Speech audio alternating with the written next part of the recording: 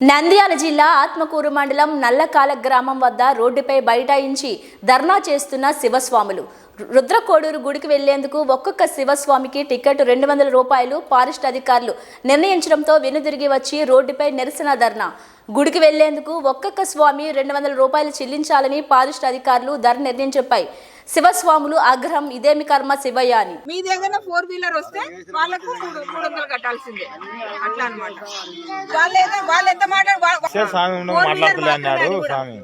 ఇప్పటికైతే మన స్వామి 2 వీలర్లు లేవట స్వామి. 2 వీలర్లు కానీ ఆటోలు కానీ వాసులము ఆత్మకూరులో ఉన్నటువంటి ఈ రుద్రకోడూరులో వెలిసిన రుద్రకోటేశ్వర స్వామి దర్శనం కోసమని మేము వచ్చాము. శివస్వాములం అందరము.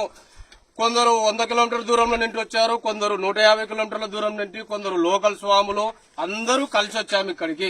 మేము ఇక్కడికి వచ్చిన ఏడల ప్రతి ఆదివారము ప్రతి సోమవారము స్వాములు పంపించేవాళ్ళు. ఇవాళ మేము అంత దూరం వచ్చిన ఏడల ఏమంటున్నారంటే ఒక ప్రైవేట్ వెహికల్ AP 07BW5189 అనే వెహికల్ పెట్టి ఒక స్వామికి 200 రూపాయలు అని చెబుతున్నారు. మేము అంత దూరం నుండి పెట్రోల్ పోసుకొని వచ్చేదాకే మాకు దగ్గర డబ్బులు లేవు సమంగా. మేము 200 పెట్టి ఎలా వెళ్ళాలా గుడికి దర్శనానికి?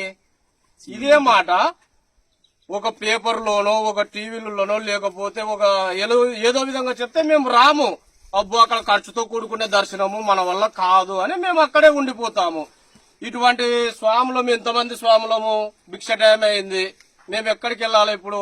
మాకు రుద్రకోటేశ్వర గుడిలో అన్నదానం ఉంటది, ఒకటేసారి దర్శనం చేసుకుని వెళ్దామని వచ్చాము. ఇప్పుడు మేము ఎక్కడికి వెళ్ళాలా? దీనికి పరిష్కారం ఎవరు చూపిస్తారు? మాకి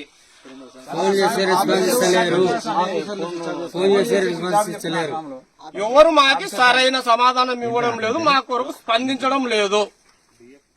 DF గారు స్విచ్ ఆఫ్ చేశారు, ఫోన్ ఎత్తట్లేదు. మా స్వాములందరము దీనికి పరిష్కారం ఎవరు చూపిస్తారు? చెప్పండి స్వామి.